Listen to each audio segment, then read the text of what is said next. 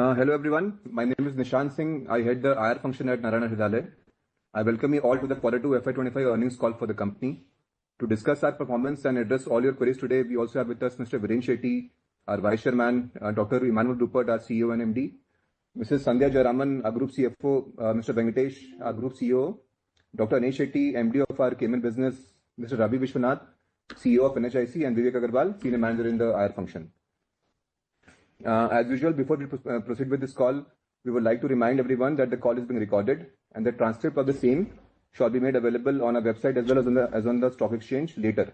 I would also like to remind you that everything that is being said on this call that reflects any outlook for the future or which can be construed as a forward-looking statement must be viewed in conjunction with the uncertainties and the risks that they face.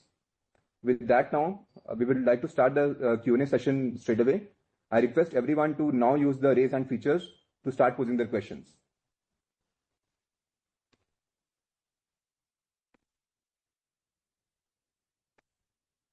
Yes, Damayanti, please go ahead.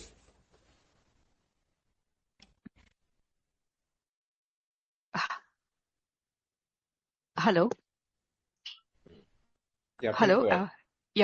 Hi, good afternoon, everyone. My first question is if you can talk about how the new unit in Cayman is ramping up, whether it was a soft launch, it's a full-scale launch for you, and how do you see cost normalizing for this facility?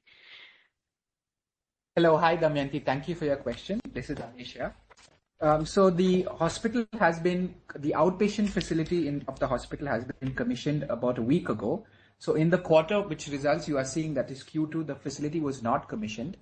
We've started outpatient services, that is doctor consultations and limited diagnostics now. We've been approved to do that. We hope to get approval to start the entire hospital in about approximately, we hope in the next 4 weeks or so. And that's when we'll start. Having said that, to the cost section of your question, in Q2, in the last month of Q2, we think we have incurred approximately about 65 to 70% of the total cost for that new hospital. And in October, which is the month just gone by, that's closer to about 75, 80%. So we are currently incurring most of the costs, and the revenue ramp up has gradually started, and we'll see that more aggressively once the entire hospital is commissioned.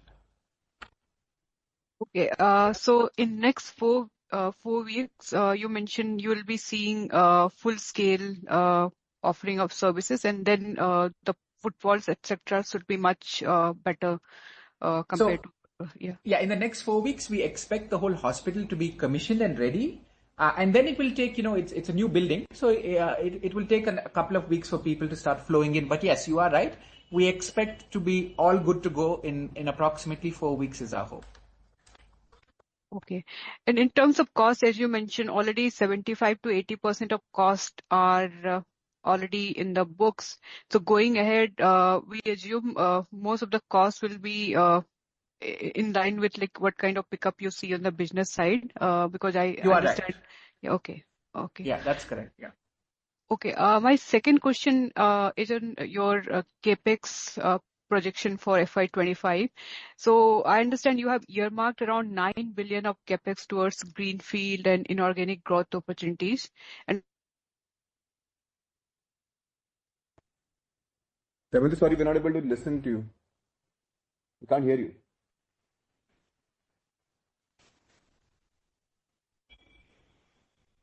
Damayanti, can you hear us?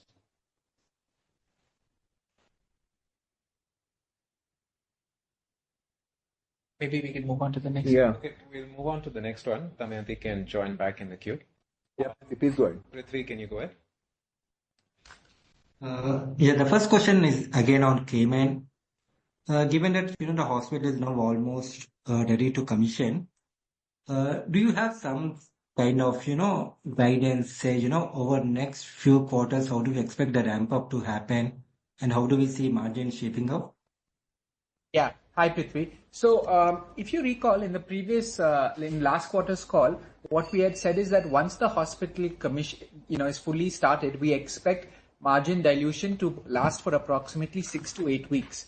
Having said that, now that we are very close to the hospital being fully commissioned and we've actually commissioned the outpatient services, we're happy to see that our cost control is more in line with, is more on the positive trajectory. So we'd like to, change our estimates from the 6 to 8 weeks and make it closer to about 6 to 8 quarters and change it to about 4 to 5 quarters is when we expect some margin dilution. So we're more optimistic on the cost front.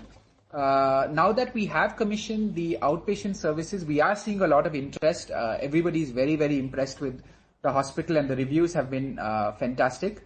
But it's just the outpatient, which is a limited service. We hope to continue to see this positive response in about 4 weeks or so when we commission the whole hospital. So when you say margin dilution for 4 to 5 quarters, you mean the margins will be less than 40% for 4 quarters. Is that the point? No. So if you recollect, just prior to commissioning the hospital, when we were, when we did not have any of the costs on the books, our margin was higher than the number you mentioned. And at that time, we had said that once the hospital is commissioned and once all costs are in line, we expect to take 6 to 8 quarters for the margin to come back to where we, a steady base. We are now more comfortable changing that 6 to 8 quarters to about 4 to 5 quarters. So it's not that it will, it'll be the worst will be in the first quarter, and then it will hopefully taper away as we move closer to the end of the year. Fine, that's clear, Anish. Second, on the India business, can you give the breakup of the new hospital's revenue and margins in this quarter?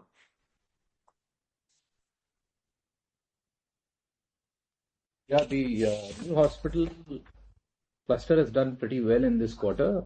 It's given a very strong revenue growth of around 13% year on year, with the revenue crossing around 130 crore for this quarter, with an EBITDA of around 11%. The Mumbai has also shown positive EBITDA of around 1.5%, and Gurugram at a high single digit EBITDA and expected to grow more by the Q4. So overall, the new hospital cluster has done well in this quarter. So what explains this traction in the new hospitals? Is it more of any seasonal factor, or you are saying it's structurally going higher? Would have happened. Just that it took a long time for that to occur. We are on track to achieving normalized performance for all the hospitals. The Mumbai hospital being a children's hospital, that will take much longer given its very specific focus. But the Gurgaon and Dharamshila hospitals will go on the normal trajectory. Final question on the capex. Did you finalize the numbers on the number of beds that will be added in Bangalore and Calcutta? Yeah, we are still working with the architects. The number of beds for HSR, yeah, just go ahead. So, we know that the majority of our investments are now planned around Calcutta and Bangalore and some other geographies where we have our strong presence. We've already committed projects which include greenfield in Kolkata and Bangalore, totaling around 700 beds, and a brownfield in Raipur with around 150 beds. This will come up in the next 3 to 3.5 years' time. We are also working closely on trying to close around 1 to 2 more greenfield projects. But all in all, it would be adding around close to 1,500 beds in the next 4 years from now, with no material delays expected on the projects. And obviously, the large portion of it will come in the third and the fourth year. Thanks, that's all from my side. Thank you, Prithvi. Nitan, can we have your question, please? Congratulations to the management on a good set of numbers. My first question would be regarding the Narayana Health facility in Kolkata. It was supposed to get approvals by October 2025 and supposed to start, the constructions are supposed to commence in Q2FY25. So, any updates on it? So, the applications have all been done. The process approvals are in progress. We expect all the approvals to be sought by the next 3 to 4 months' time before we start the groundbreaking there. Okay, 3 to 4. Yes. The second question is regarding the Cayman facility. It's going to be commissioned with 50 beds, I suppose, right? The new facility, which is the outpatient daycare facility. Yeah, that is correct. But again, given the the way the facility is configured and the focus on daycare and emergency and services that would not constitute a bed as the unit of revenue, just be cautious about extrapolating a bed-driven revenue number with the existing facility. All right. And one last question is regarding Cayman as well. So the number of outpatients have been declined on a quarter-on-quarter, year-on-year basis, and as well as AROP has been declined 6.6% quarter-on-quarter, as well as discharges and OP volumes are also a bit down on a YOY basis. So is there any particular reason of seasonality or any particular, can you share some light on it?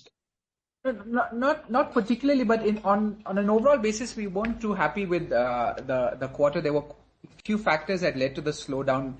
All across, it's uniform. It's not any particular specialty or particular category. Everybody, the whole team has been focused for the past few weeks on commissioning the new hospital. It's a lot of time to fulfill all the compliance-related obligations. We had, a couple of hurricanes that led to about 7 to 10 days of unproductive work. Just a general a slow quarter, but we're happy and comfortable that in the month of October, things are back to a very positive trajectory. And, we think that that's behind us now. All right. That answers all my questions. Thank you for your time. Thanks, Nidant. Abhishek, can we have your question, please? Hi, am I audible? Yeah. Yeah, thank you for taking my question. So, my question is regarding your liquidity levels. Right now, if you look at your balance sheet, you have a lot of liquidity tied up in Cayman. That is after considering the outlay that has happened for expansion in Cayman. So, any plan to put that liquidity to work? Because I understand getting that money to India, there might be taxes which we'll have to pay. So, right now we are using it to pay dividends. But how do we get that money to work? Because it's a large sum of money. And I'm assuming you would not want to do further capex in Cayman, right? Yeah, so Abhishek, you raised two good points. The first is you are right that the majority of our capital outlay in Cayman is mostly complete. I mean, we have a last few, a little bit of expenditure for the new hospital post-commissioning. But with the new Cayman Bay hospital, we're done with any significant capital outlay in that market. So that is correct. The liquidity, I would just, although there is a cash balance, it is also significantly netted off against our outstanding debt, which we essentially borrowed to finance the new hospital. So just looking at only the cash reserves in that market, it should be offset against the outstanding debt there to see on a net cash basis how much we have. There is some surplus even on a net cash basis, and we are obviously using that, whenever we have a suitable opportunity. As we've previously said, we continue to be on the lookout for opportunities in the region and elsewhere as well. And all options are on the table, whether it's to repatriate it to India if there's a need and a suitable opportunity, or in some other market. We continue to consider all of them from time to time. Understood. Thank you so much. My second question is regarding your growth. So now I understand that, it's a long gestation period projects of the hospital industry where, bulk of your capex is front loaded and it takes 3 years to make the hospital and another year and a half to break even. So why is it that we are not looking at acquisition as an opportunity? Because you already get a built up hospital and potentially broke even.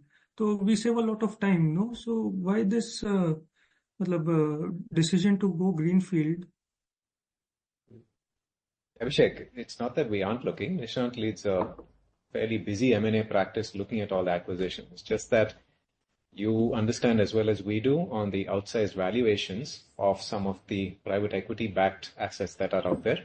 So group hospitals do not make a lot of sense for us. One is that it's fully priced in, and there isn't too much delta available for us to be able to make a lot of sense of the acquisition.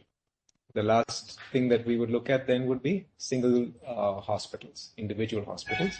Those are not as easy to find. The ones that are for sale are very badly built, or they're not in strategic areas of focus for us, or they may have a lot of issues with the promoter, or they'll be really old out assets. So we spent since 2016 trying to pursue multiple opportunities, both asset light, acquisitions, all of that. It's just that out of absolute compulsion, in the absence of finding anything else to do, we have gone for the greenfield. But still, we are pursuing few acquisitions, things that are still in discussion both here as well as overseas. We are looking at certain O&Ms and asset-light opportunities. It's just that these are the ones that we were able to finalize in a very long time frame, absent anything else happening. We haven't turned our back on the availability of the opportunities out there and constantly evaluating. But when these things come, we do take it up. For example, Sparsh had one hospital that we acquired. Similarly, in Cayman, there was an ENT practice that we acquired. So whenever these things come up, we do. But you're right. It does seem like all the things we're presenting to you are greenfield, and these have a very long gestation period. What are we going to do for growth in the meantime? There remains sufficient headroom in the existing business to deliver on moderate levels of growth. And these greenfields will deliver a much larger footprint for us 3 years from now. But in the meantime, we'll look for things that those haven't materialized in the price band that we wanted. Thank you for such a great explanation. That was very helpful. One last question. Anything we are looking at tier 2, tier 3 cities? Because I'm assuming... Yes. Okay. Yes. But with all the same problems, which is asset price, almost the same as in a tier 1 city with a much lower earning profile. So there are a few distress acquisitions we found in our core geographies, which is in West Bengal and Karnataka. We'll be pursuing those. But so far, the ones that we've been able to finalize and announce happen to be the ones that we had to buy the land and get going. But there are opportunities, and we are in active pursuit of all of them. Okay. Thank you so much. I'll get back to the queue. Thanks, Abhishek. Thanks, Abhishek. Yeah, Riddhi, can you please pose the question? Yes. So my first question was, despite the growing demand for healthcare services in India and the relatively low debt equity ratios of established hospitals like Narayana, why are there not more new hospitals being established across the country? Like, I'm talking from an industry point of view and not just related to Narayana. That would be a combination of things. If you're just asking for broad level industry reasons, why aren't more hospitals coming up? For the same reason that Abhishek had brought up. It's very expensive. It takes a long time. The return on capital oftentimes is less than the cost of capital for a lot of these new hospitals coming. The huge reliance on payers who aren't very dependable on paying on time. Very poor patients in most parts of the country where there is greatest demand. So greatest demand exists in the very small towns, but over there are almost no organized pay. The pocket or the government is a payer there. Lack of doctors, extreme lack of super specialists, them wanting to work in large metro towns and not so much in the small towns. So there's this oversupply in large towns and very undersupply in the smaller towns. The organized players have all announced significant bed additions over the next 3 years, including us. So all of us are, I would say, expanding to the best of our capabilities, keeping our, the debt equity ratios in mind, making sure we don't overstretch and over leverage ourselves. And all the players are in a pretty, I would say by historic standards, aggressive capex expansion. But yes, we are nowhere close to, say, any of the quick commerce companies or the cement companies or road and railway companies in terms of how much capex they are doing and how much project they're announcing. Our business is not one that has any barriers and any sort of inbuilt protections. It is highly competitive, highly consumer oriented, and it's one in which it's very, very difficult. We have the same upfront investments and long payback periods as infrastructure, with none of the benefits that infrastructure projects get, which is extremely long-term lending, as well as a guarantee that when you put up a highway, no one builds a highway right next to you. Okay. Hello? Yeah, go ahead. Yeah. So I also wanted clarity on the capex that you're currently coming up with respect to Kolkata as well as with respect to Bangalore. Like, We have spent about 530 crores in H1, of which 320 crores is in India and balance is in Cayman. Out of this 320 crore, 160 crore was for the land we bought in Bangalore, and the rest was regular capex, which we spent for biomedical, etc. And some amount of small brownfield capex we have incurred in Kolkata. So this is what we have spent so far. Once we get the approvals for building, then the Bangalore and the Kolkata build will start. And therefore, while we have put in some money there in terms of how much we will spend, some of it may get pushed out by a quarter or so. In addition, we're also looking at a few more greenfield land opportunities. So depending on how we time the deals and conversion as well, some of those costs will also get incurred. Okay. So earlier in one of the con calls, Narayana had mentioned that 1,000 odd beds were going to be built in Kolkata, and then in last quarter they said, I mean, you all said that it will be around 600 beds in Rajarhat. So I'm just a little confused whether it's 1,000 or 600 odd beds which are going to come up in Kolkata. That is correct. The intent is to add 1,000 beds in Kolkata, but it will go live in 2 phases. So for the first phase which we are building is what we have factored right now. Then once those get completely occupied, then we'll go for the second phase. The 1,000 beds is coming from our longer term demand view, as well as the ability of that infrastructure to be able to accommodate that capacity. So from that perspective, that outlook has been given. So in first phase, it will be 350 odd beds, and then later on Yes. the remaining which you plan to add, right? Yes. Okay. And secondly, you already have a land in as an annex to the hospital in Bangalore, right? Hello. Yes. Yes. Correct. So Yes. there also in last con call, it was said that the capex that you plan to do is around 500 crores. So that is only with respect to now constructing the building, right? There is no land cost that will be there. I think the 500 crores estimate was given for the greenfield opportunity that we are doing in Bangalore. Okay. And there is a land available next to the our current hospital, and we will be building in that. But depending on the, we will be prioritizing on the cash flows and the opportunities that we keep, that we are attempting from time to time. So the confirmed builds which have commenced are the ones that Venkatesh called out in his part of the answer. Okay, so any idea on the number of beds that you plan to build for the annex that you already have, the land which you already have?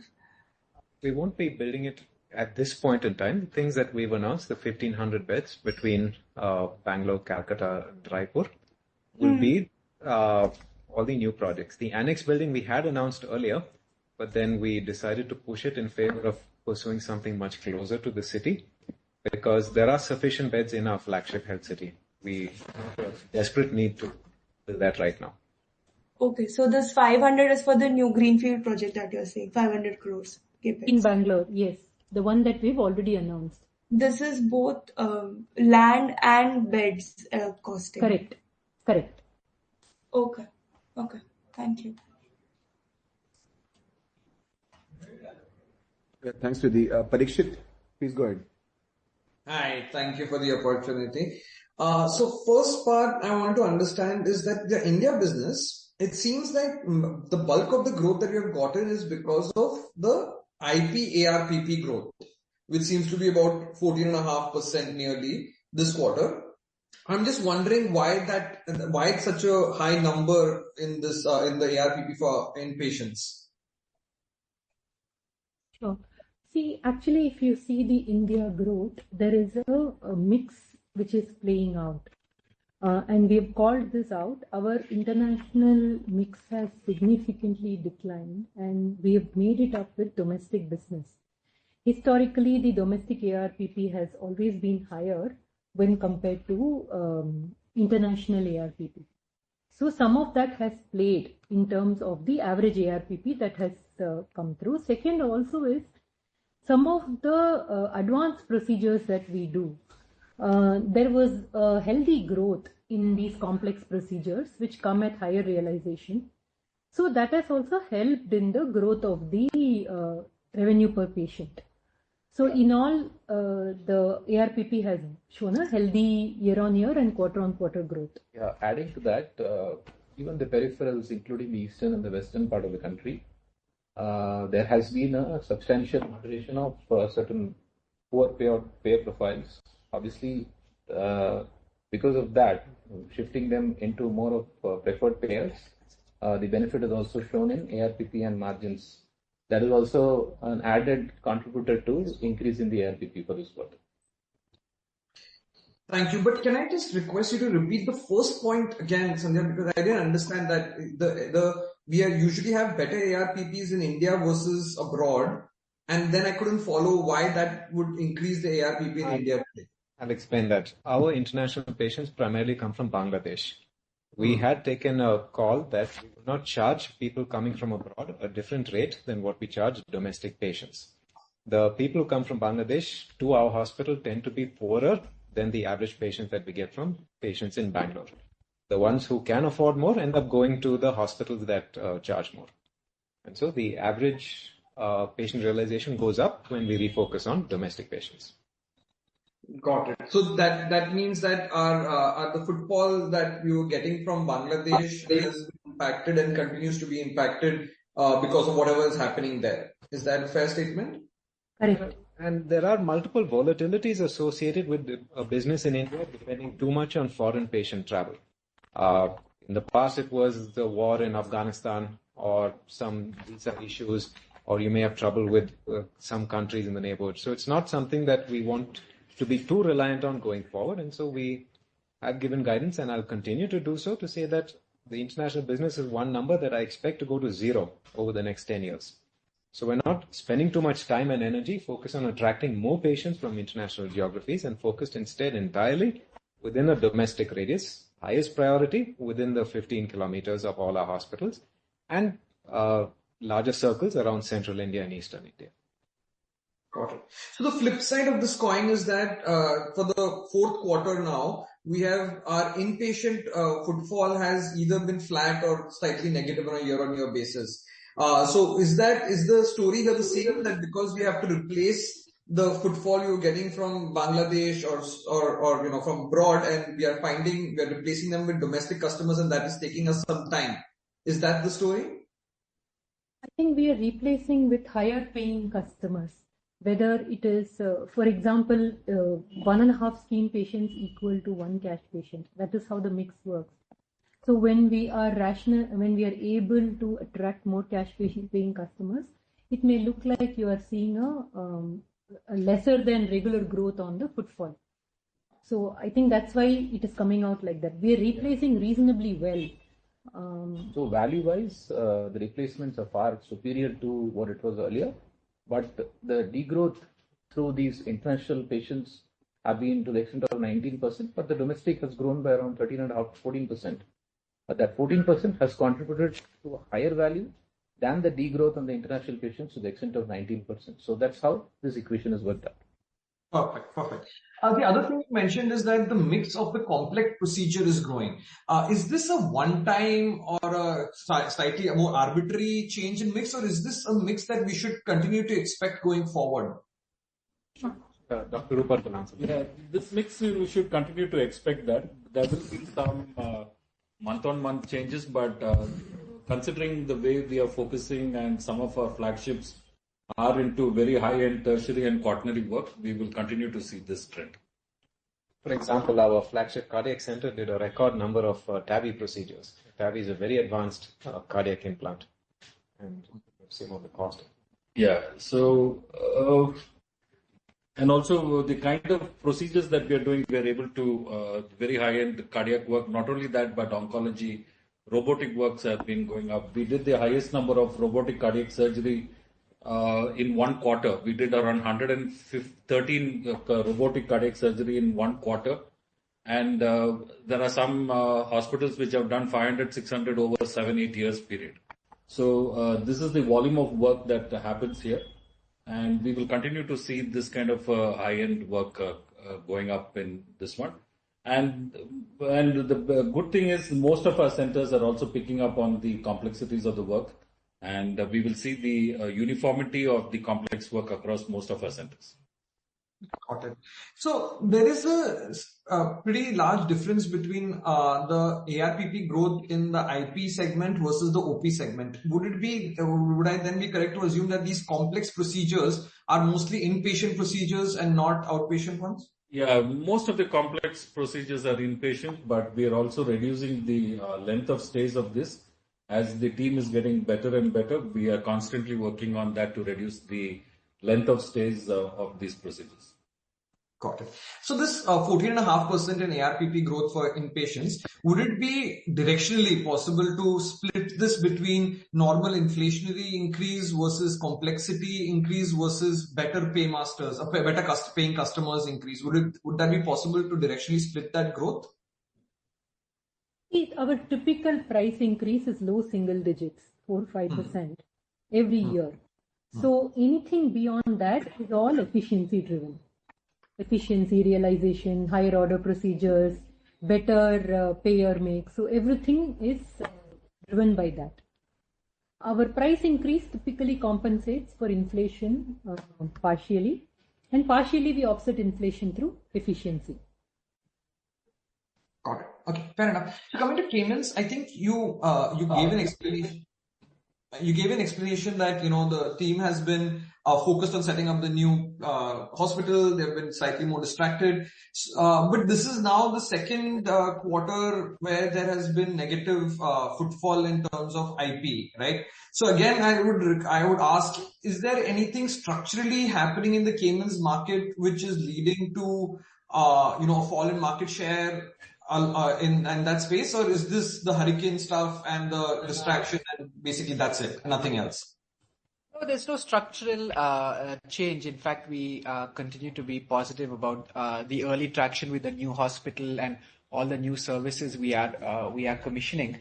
I think it gives a more holistic picture in a small unit with relatively low transaction volumes to focus on not one metric, but multiple metrics to triangulate on a picture to get a better sense of the performance of the business. So while just focusing on one metric can lead to alarm, I would just request to look at more of a holistic picture and the directionality over several quarters at a time. All right. Thank you. Thanks a lot. Thanks, Parishit. Yes, Bino, please shoot a question. Hi, good afternoon to all. Most questions answered, but just carrying on from the previous question, what is the latest situation about these Bangladesh patients? Has the travel and other issues sorted out, or is it still impacted? No, the situation in Bangladesh, it continues to suffer. The visa restrictions are still in its minimal. Only the critical patients are allowed entry into the country. It would definitely take a long period of time for the situation to normalize. We don't even know and have no clarity in terms of the timeline by when it is going to get normalized. But as of now, the situation still remains grim in terms of footfalls from Bangladesh to our hospitals here. Got it. And just follow up one question on Cayman. So this quarter, for whatever reason, the inpatient numbers and the revenue per patient was lower. You just mentioned that it's just a quarterly phenomenon. So are we expecting growth to pick up and continue next quarter onwards? Yeah, absolutely. In fact, we've already seen that in the first month of Q3, which is October. And there will be two reasons for that. One is just a return to normalcy, and also at least by December of this the last month of the quarter, we hope to have the early signs of the new hospital with outpatient work and inpatient work kicking in. So we have every reason to believe that will be back to normal and a little better.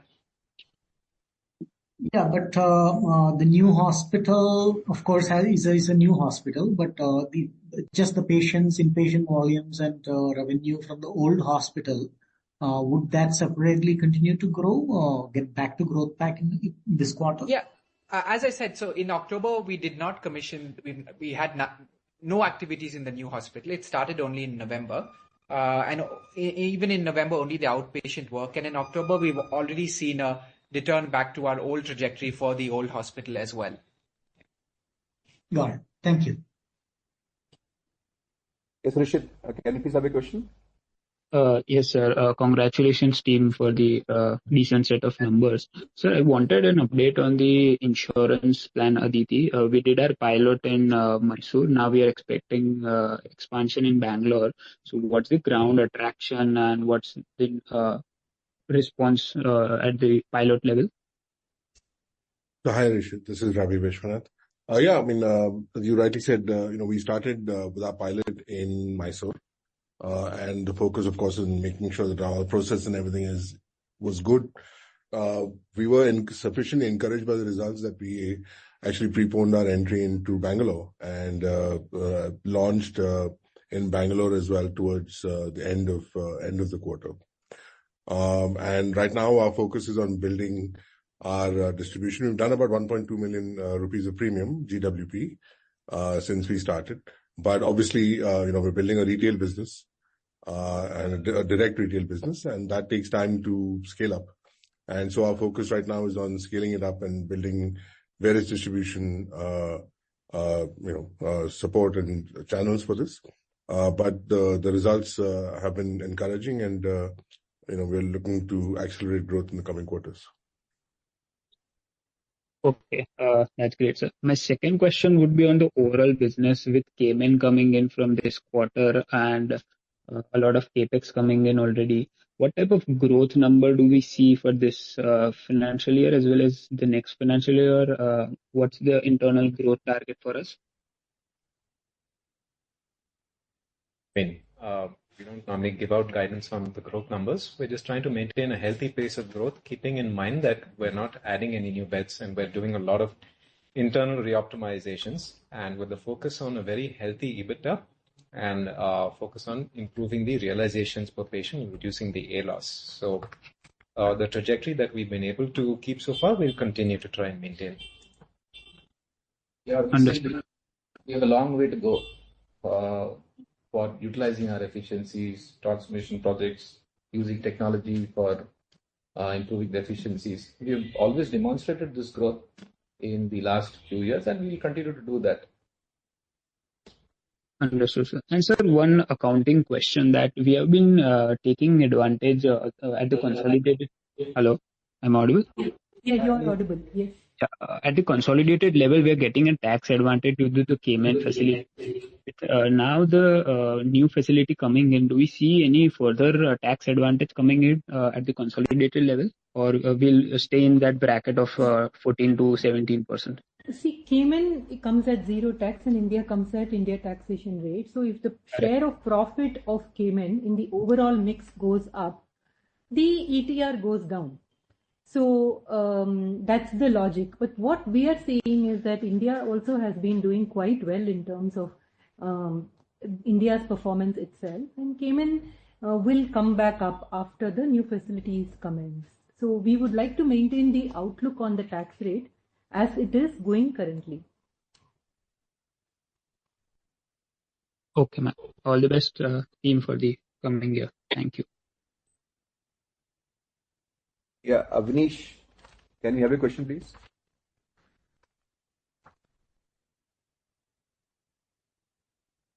Hello, am I audible? Yeah.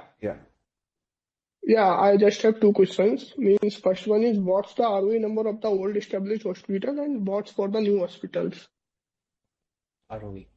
Can you repeat your question? Repeat that, please? What to see? What's the ROE number for the old hospital which established earlier, and what's the ROE for the new ones which we recently established? It is not a number that we are separating out and reporting. Our ROE overall as a group, if you would see, we are as of 30th September 2024, we would be around 26.3%. So that's the number that we've reported out. If you split it between India and Cayman, India is slightly on the higher side and Cayman is slightly on the lower side, but still in that range only, mainly because of the capex that has gone online in Cayman. but we've not reported out separately ROE for mature assets and new assets. It may also not be representative to split it out like that, because some of the newer assets are asset light, and the mature assets, some of them are sweated out. So they are at different stages of investment. So it may not really make sense if we split it out like that also. Okay, and I have just second question, that how many years in which our investments come back entirely from when we done a capex? Means suppose we done 100 crore capex and establish a hospital, then in how many years we return back the 100 crores?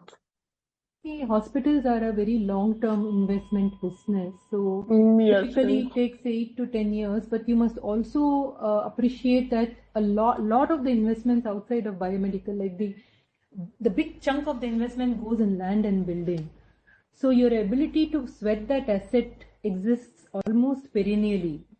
So to that extent, while you may take 8 to 10 years to recover the money, but on an ongoing basis, when you have such investments, they deliver more positive return on investments. Okay, that's it. Thank you. Yes, Kapil, please go ahead. Yeah, hi. Thanks for taking my question. My question is on the expenses which are classified under other expenses in the P&L. Now, the quantum of such expenses shown for the preceding quarter and in the quarter of the corresponding year were at similar levels. But for this particular quarter, there is a fairly significant increase. So can you kindly elaborate on the reasons for the same?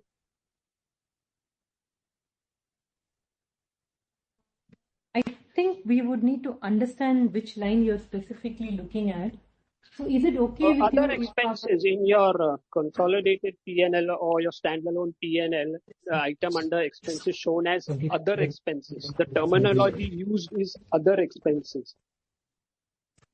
The other expenses, essentially overheads. If I look at the numbers, we are more efficient in terms of our overheads versus last year same quarter. So are you asking what has contributed to that efficiency? No, let me clarify. What I saw was that the expenses incurred in the preceding quarter of this year as well as the quarter of the prior year are at a similar same level. However, in this particular quarter, there is a fairly significant increase. So I was just curious what led to that increase.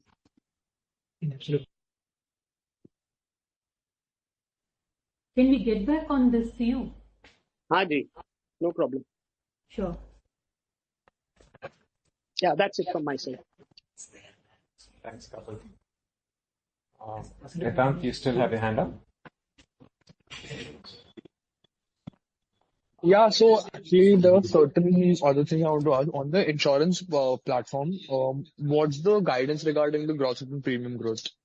And any regions that they're going to expand in the coming years? Yeah. Ravi, the question is on GWP growth. And just a refreshment, how we're thinking about the first year. Yeah. So, I think generally, while we're not giving specific guidance on numbers, some of the things that we're looking at the moment are, which should lead to accelerated growth is building out a lot of our distribution. We're also looking at a set of new products that we'll be launching later on in this financial year. In fact,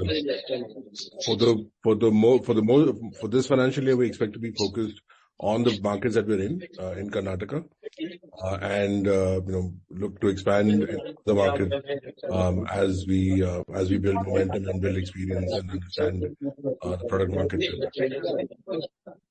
There's a little bit of disturbance from your side, so I hope you're able to hear me. Yeah, I got you. Thanks, that was helpful. And one last question is that on the Atma platform, that's a SaaS provider. So what's the growth trajectory that the application is on? Any new hospitals that any new healthcare institutions or professionals? Yeah. So Atma, for those who are not aware, that is our in-house hospital operating system. Our entire hospital runs on that. All our clinics, doctors, labs, radiology, EMR, patient apps, doctor apps, all of that essentially works off of that. We have created a SaaSified version that is available to outside partners, and we've enrolled on a trial basis Ida Scudder Memorial Hospital, which is a spin-off of the CMC Vellore Group. We've partnered with a few non-profit trust hospitals. There is a very large diagnostic chain in Karnataka that uses this. There are a lot of other smaller clinics that take this up, but we've not been aggressive at all in pricing the services. For us, at this point, we're just driving adoption. So the revenue from our external clients is minimal. But what we want to do is to build up a habit and understand what are the modules that they value the most, so we get a better understanding of their utilization. And over time, once we increase adoption, then you can see any significant contribution both from Atma as well as from Meda. Meda is our analytics and AI product, which again is used both internally as well as a lot of other hospital groups are using that. So as a revenue contributor, it's not contributing anything much now. Now we foresee it will be anything significant in the next 2-3 years. For now, we're just looking to really increase adoption and improve the product. That was a great explanation. Thank you for it. Thank you. Nidesh, you have your hand up. Yeah, thanks for the opportunity. Can you share the revenue and the burn in integrated care and insurance business for first half? Yeah, just give us a second, Nishan. Yeah, so that number is there in the IR deck. The EBITDA burn for this NHIC and NHL put together is around 13.5 crores for this quarter. And this number was 11 crores for the first quarter. So collectively for the first H1, first half of the year, we have spent around, EBITDA losses around 25 crores. And the remaining year may not be significantly different from this. For this okay, year. Sure. So you can expect a bit more, but the total number should not exceed 55 crores. Okay, sure. I am a bit new to the company. Can you explain two things? One is that what is the business model in integrated care, and how do you see this scaling up? And secondly, what is the reason for entering Cayman Islands? And do you think do you see further foreign entry in future? How much time do we have? These are two of my favorite topics. I'll give you the quick summary. See, integrated care, the way we think about it is that the growth of the healthcare business in India is closely tied with the growth of the payment systems. No country in the world you'll see at this level where so many people are paying out of pocket. In our system, 60% pay out of pocket, and even for the best healthcare group in the country, easily half their patients are paying out of pocket. That's simply not the case in most parts of the world where you either have the government or your insurance company paying. Now, with insurance, of course, health insurance industry in India is growing very fast, but is still not growing fast enough as it should because of various reasons. So we wanted to create an alternative product that is sort of like health insurance, but is more in line with bundled healthcare. So bundled healthcare means where you pay us insurance premium and you pay us a care management plan. Both of these together will take care of the entire healthcare needs of your family within our network as well as a narrow network of providers we enroll. And the goal with this is that you pay us and we've screened you. We will keep you healthy. We will keep you out of the hospital. We'll make sure you live a long, productive life. But should anything happen, we will take care of you. No questions asked. No exceptions, no room rent disallowance. None of the issues that normally plague the traditional insurance company, because we have 100% trust and alignment between the hospital and the insurance company. So we created these as two separate entities, NHIC, which will run clinics and care management plans and house a lot of the doctors and clinicians, NHIL, which will be the regulated, IRDA-regulated insurance entity, which will sell the policies, do the underwriting, collect the premiums, and disperse to the things in network. Yeah, the question you asked on Cayman, Anesh will answer. To your question on why we started Cayman, essentially in India, we have a structural cost advantage. So if you look at us versus peers, we realize on a per patient or per transaction basis a phenomenally lesser amount, almost 35-40%. But on a profitability metric, there isn't that much of a difference. So the goal and aim was to see if we could take this structural cost advantage or this more efficient way of operating in India and translate it to a very, very different market where reimbursements are exponentially higher and see if that would work. So Cayman essentially was an experiment to see if we can take our low cost, high clinical outcome model and export it to another country. We started that about 10.5 years ago, and so far it's been very, very successful. Sure. Thank you. That's it from my side. Yes, Santosh, can you please have a question? Yeah, hi. Am I audible? Yeah. Yeah, so I have a question regarding our revenue contribution from a specialty. Are we concentrating on any specific specialty apart from the top 3 which we have for the next 3 to 4, 5 years, and what is the reasoning behind it? Yeah, apart from the cardiac sciences and the oncology, I think a lot of focus is going into GI sciences, orthopedics. Nephrourology has been a very strong point in most of our centers.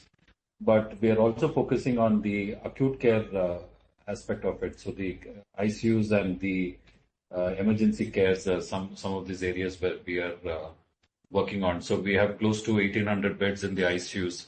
So that is one area where we are working significantly on the care of that, as the number of geriatric patients are going up and comorbidities are going up in the country.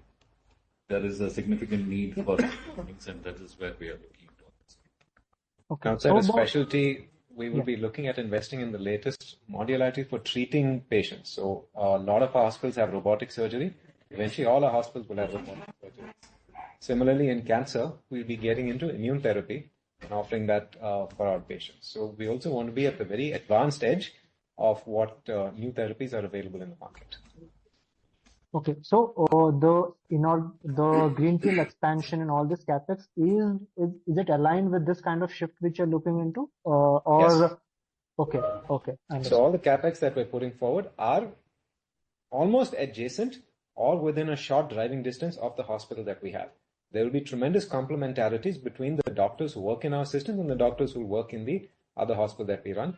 These hospitals will be built to the absolute cutting edge of spec.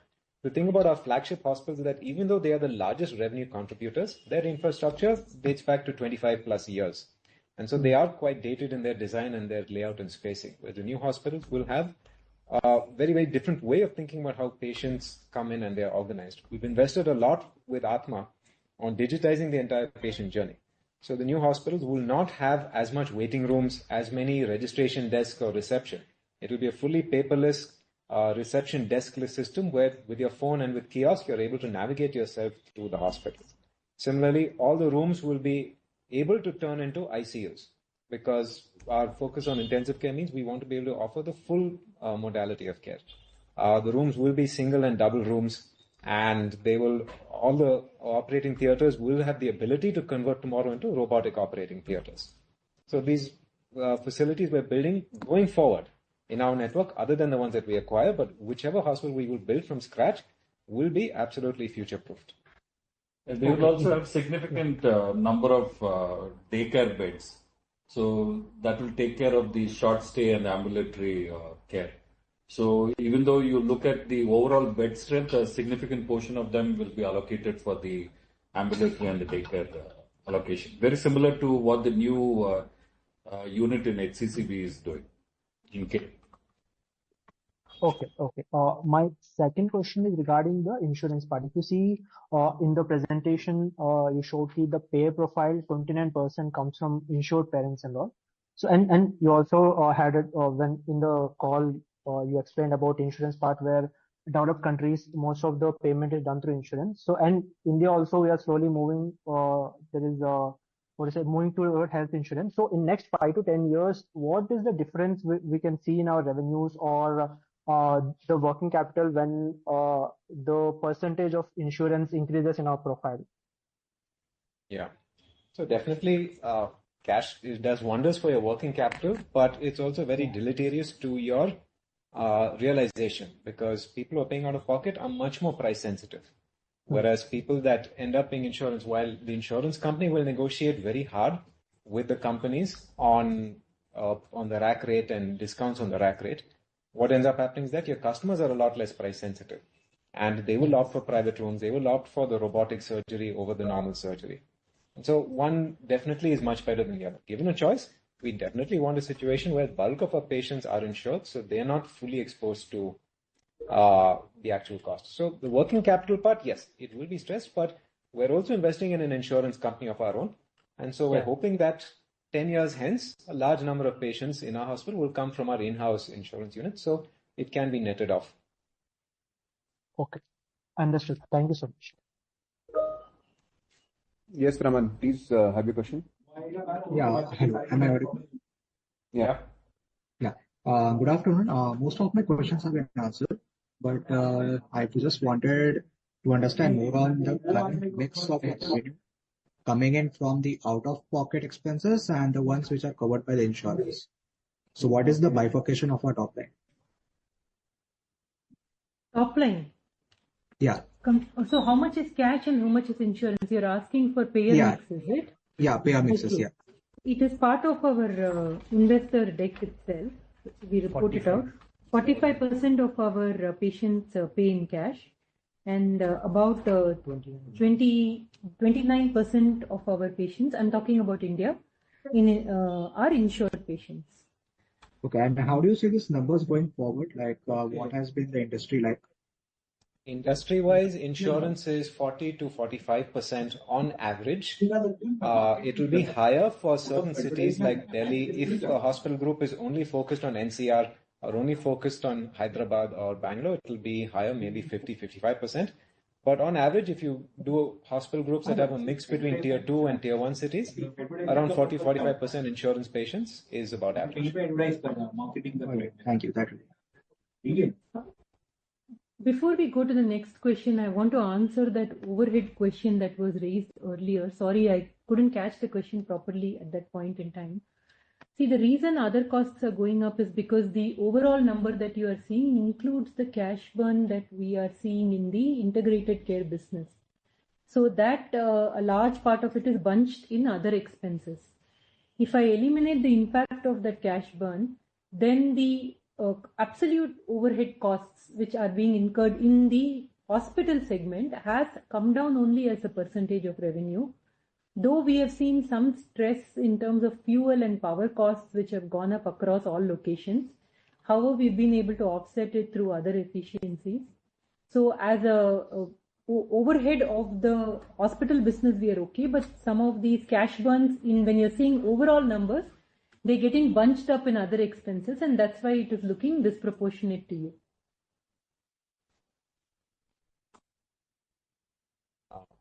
Rohan, can we get your question? Hello, thank you for the opportunity. Am I audible? Yeah. Yeah, so my first question was largely about the occupancy in the India business as well as the Cayman business for the quarter compared to last year. Thank you. Occupancies have been good for this quarter as far as India business is concerned. Other than the flagship, the other units have mostly accounted for near 70%, which includes units like Raipur, Raipur and units like Mysore, Shimoga. When it comes to flagships, the occupancies have been at 64 to 65%, and had not this issue of Bangladesh and the issue which had happened in Calcutta in this last quarter happened, the flagship would have also registered occupancies to the level in which the other hospitals have registered, which is near 70%. Cayman occupancy was a little muted in Q2 on account of a lot of patients postponing their long stay procedures because of the hurricane and pushing it into much later. Generally, I mean, occupancy is not a number we track to because of the huge amount of focus in Cayman for daycare and a lot of the outpatient services, but Cayman occupancy hovers about 50 to 60% on average. All right. And my second question was regarding the Cayman facility. So as we see that Q2 is generally a stronger quarter than Q3, and we've seen a decline of 7% in the top line YOY. So how do we see that going ahead in the next few quarters? Are we expecting the same numbers ahead, or are we seeing the businesses going up? Thank you. Yeah, no, so as I answered, previously the quarter was a little slower than we expected. There were quite a few, small things adding up to lead to a disappointing quarter. But then in the month that's gone by, that's October, the first month of quarter 3, we're already back to our previous growth trajectory and a little better as well. So it was, just a a quarter that is likely to be, I mean, that is certainly a one-time occurrence. All right. Thank you. Thank you. Yes, Alankar, please go ahead. Yeah, hi, thank you for the opportunity. Sir, you mentioned that 65 to 70% cost of the Kamana Bay Hospital were incurred in September. Possible to share that number for the full quarter, second quarter? No, so in the second quarter, we did not, I mean, it would be very difficult, and not sure that would be helpful also, but what would help answer your question is that, so by September, these costs would ramp up. It's not one time, they're ongoing costs. So the cost would be, lesser and lesser in the early months of the quarter, but we estimate about 60-65% or so were incurred by the end of the quarter, and we're now closer to, early November, we're closer to about 70%, 75% of the costs. And in Q3, you will see by the end of Q3, 100% of the costs having been incurred. Having said that, what I can share is that we are more confident that our measures taken to control the startup costs have been successful. We initially anticipated about 6 to 8 quarters to return to pre-commissioning margins. We now think that will be closer to 4 to 5 quarters, as I had shared earlier as well. And costs in this case mostly refers to salaries of the manpower we've hired to take care of the new facility. Yeah, and one big fixed cost for the facility itself. That is just one chunk. Understood. So actually, that was my second question, because when the hospital is yet to be fully operational, and even the OPD you mentioned has been operational for just a week. So is it just the cost factor which is giving us confidence to advance the timelines? Yeah, so, definitely the revenue ramping up quicker than we anticipate will help, but we don't know if that's going to be quicker than we've anticipated, because it's just been a few days. But looking at the way, the costs are shaping up, that did give us the confidence to give a slightly better guidance on that. Sorry, but the confidence comes from the outpatient footfalls and the expression of interest from patients who are saying that they will come and bring their business to the new place. So that is giving us confidence that it will ramp up much faster and we won't be bearing this huge fixed cost without any commensurate revenue for as long as we'd initially thought. Yeah. Understood. Okay. The second question is, if you look at the margins for Cayman, now based on our understanding, seem to have reduced by more than 500-600 basis points on a sequential basis in this quarter. Now, possible to broadly break this decline due to higher costs, which you mentioned for the new hospital, as well as on the second side, lower sales in the existing hospital? Yeah, so an exact breakup won't be possible, but you can sort of, for example, we're at 29 million for the Q2. The previous quarter was at 32 and the one before was at 30 and a half or so, between 30 and 31. Our margins over there. So that gives you a rough sense of what can be attributed to the revenue decline and what will be on account of the new facility costs. A rough sense that should help. Fair enough. And two final bookkeeping questions. Broadly, what are our annual corporate overheads today? What's the current run rate? About 4% of revenue is what we normally clock in as corporate overheads. But that also includes a significant investment in technology, because we are investing significantly in Atma and MEDA. And including that, we do about 4% of revenue. Understood. And the second one is, what was the contribution from Bangladesh to overall sales before the disruption? Bangladesh to overall sales. Bangladesh typically was around 8 to 9% of revenue. We have come down to 6.5% of revenue. Prior to pandemic, it used to be 11%. Then it settled down post-pandemic at 9%. Now it's come down to 6-7%. But like I indicated earlier, in a decade's time, this number will go down to 0. Understood. That's it from my side. Thank you. Thanks, Alankar. Rohan. Yeah, Rohan, you have any questions to ask, or should we move to Devan?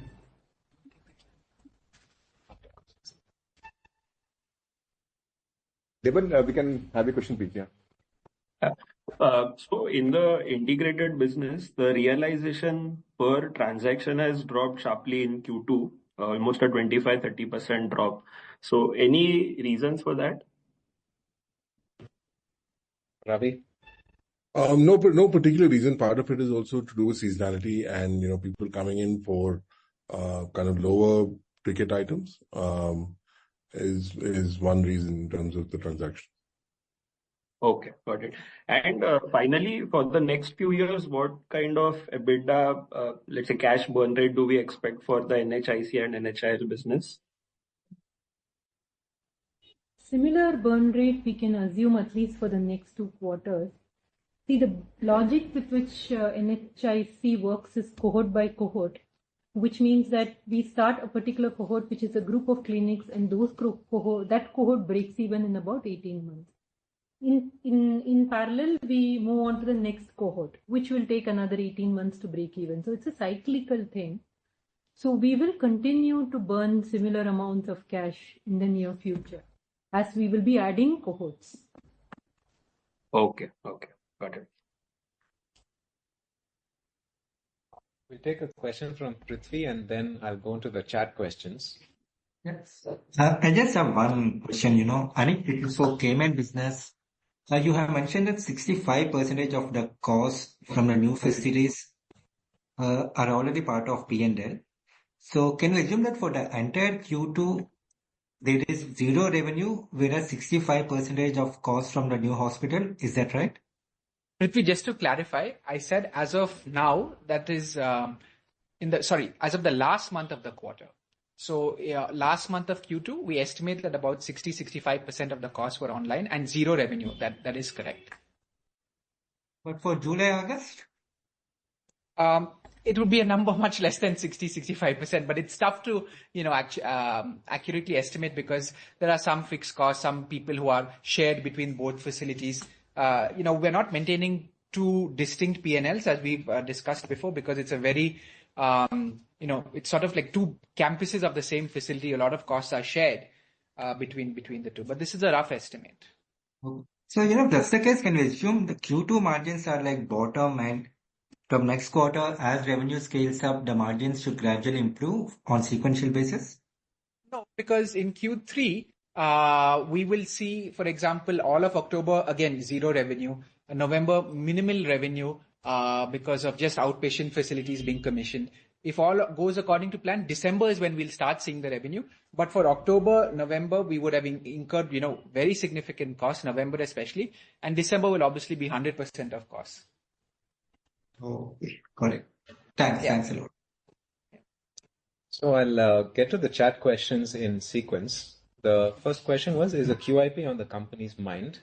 Not at this point for two reasons. One is we have sufficient leverage available within the India balance sheet to be able to fund a lot of the expansion, what we planned, through borrowing, as well as we have sufficient internal cash flows also to take care of a lot of that. We are planning to do a lot more than that post this phase of expansion, which point we would consider.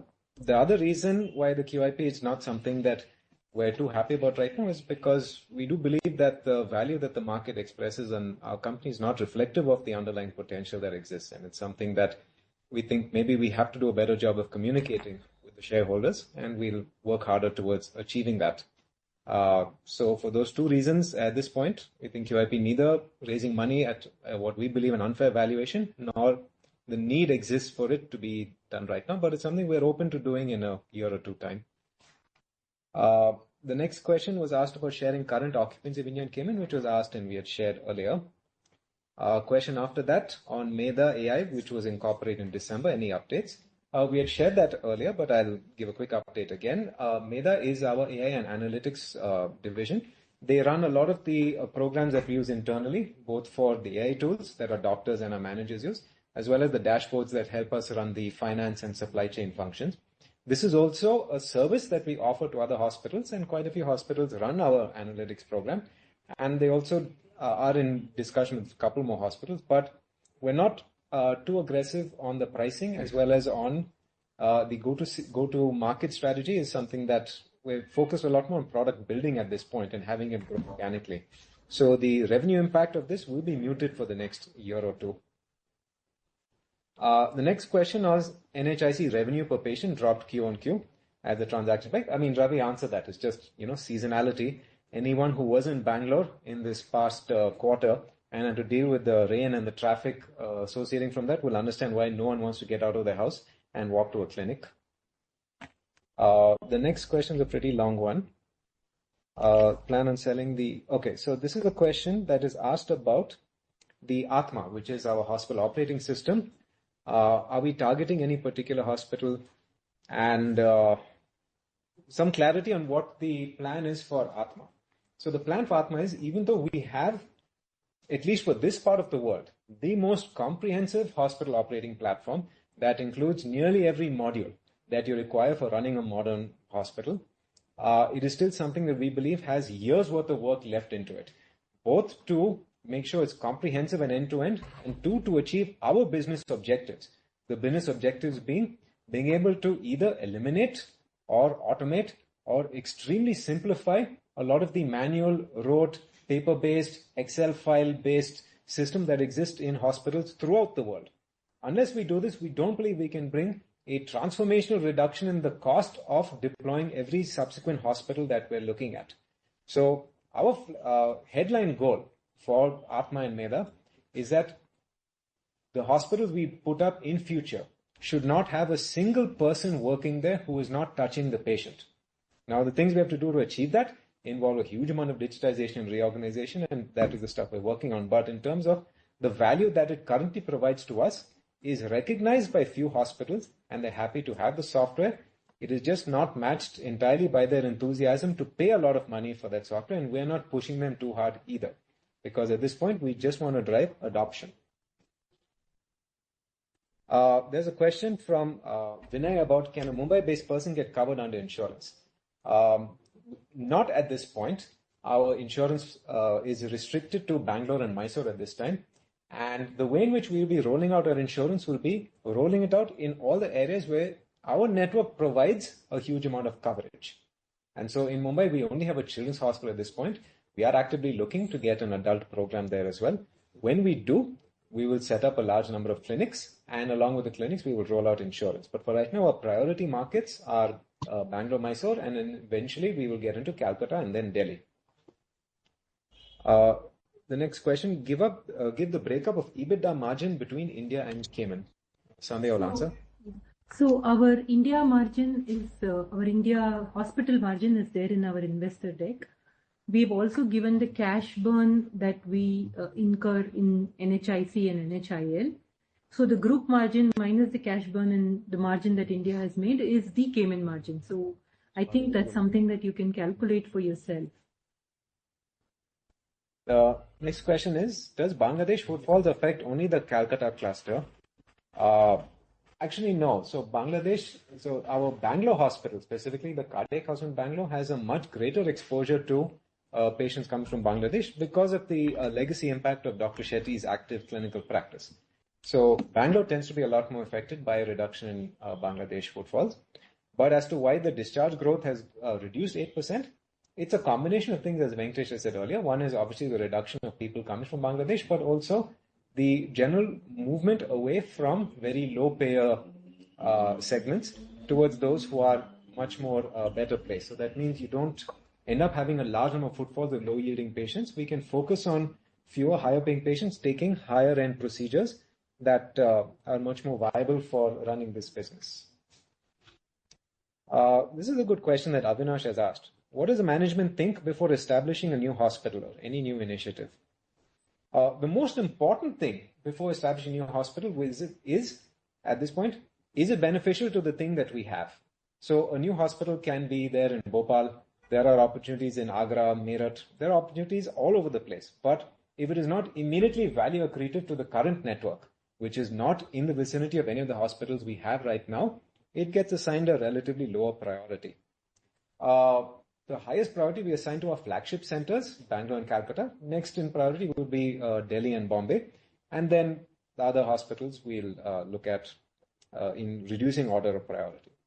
What do we think before any new initiative?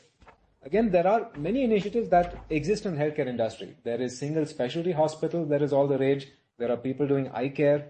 There is a lot of, there are companies that have spun off their diagnostics their lab business, their radiology, pathology business. There are hospitals that have gone into home care. For that, again, we think what makes sense for the whole. We have retail pharmacies, but we have retail pharmacies only in our retail clinics. We have retail clinics, but we don't have retail clinics all over the country. We have retail clinics that are highly beneficial in terms of getting patients to our main hospitals. Home care is something that is offered as a service bundled with the managed care plans, but is not something that you can independently pursue. Similarly, eye care is something we haven't done because we believe most parts of the country are adequately served with eye care. Other single specialty, we had experimented with dental in the past. We had thought about single specialty, but it's not something we think is something that customers expect from Narayana. I think people come to us for an overall value proposition, someone who's able to offer really high levels of care across the specialties at a very affordable price. So it's not the best fit for us. And so in the end, it's generally the strategic intent of how we think about it. Does mental health care feature in your future plans? This is a good question. So mental health is a huge and growing need in the country. It is something that is offered as a service in all our hospitals, but as to whether we can offer it as a spun-off standalone service, we don't believe so. In our NHIC clinic program, as part of the bundled healthcare services that are being offered, we would eventually offer physiotherapy, mental health care, lifestyle coaching, wellness, and those sorts of things. But it wouldn't be something that you would specifically come to a Narayana-run mental health clinic. I don't think we would be very good at that. I think we're good at offering a large bundle of services and not hyper-focused on just one thing. Priyank asked a good question. How do we add new operational beds in the existing hospital network? Shivani बोल रही हूँ investment से आपको एक mail Sorry, भेजा Shivani, है could you mute your... Yeah, okay. Priyank asked a very good question. How do you add new operational beds in the existing network without incurring much capex? Easy. You don't add more beds. You take the bed that you have and do more with it, which is you turn it into a higher yielding bed, or you look at things that can reduce the length of stay or improve the number of discharges. So the adding more bed is the last thing we would absolutely think of. And so if you absolutely have to add a bed, you would try and add it within the same building, either next to an existing bed or on top of the existing building or adjacent to the existing building. Or if you're not able to do that, then you have to buy land and go somewhere else. So O&M models are a way of paying for it. But the problem is you don't always get to choose when you go for an asset-light building, how it is built, where it is built. For us, the location and its proximity to our existing hospital matters the most. If we're able to find a hospital that is absolutely synergistic on all fronts, it's built the way we want, built where we want, and comes at a price that we want, then we would add that. If not, then we'd have to make the investment ourselves. There's a question about issuing bonus shares. That's a good point. I will sit with the IR team and discuss with them. That is all the questions that I think is there in the chat. If there are any other questions in the call. They couldn't finish her question earlier. I think she's dropped. She's done. If there are no other questions. If there are no other questions, we would like to conclude our session. Thank you everyone for the active participation as usual. Please do feel free to reach out to us in case of any follow-on queries that you may have. Thank you.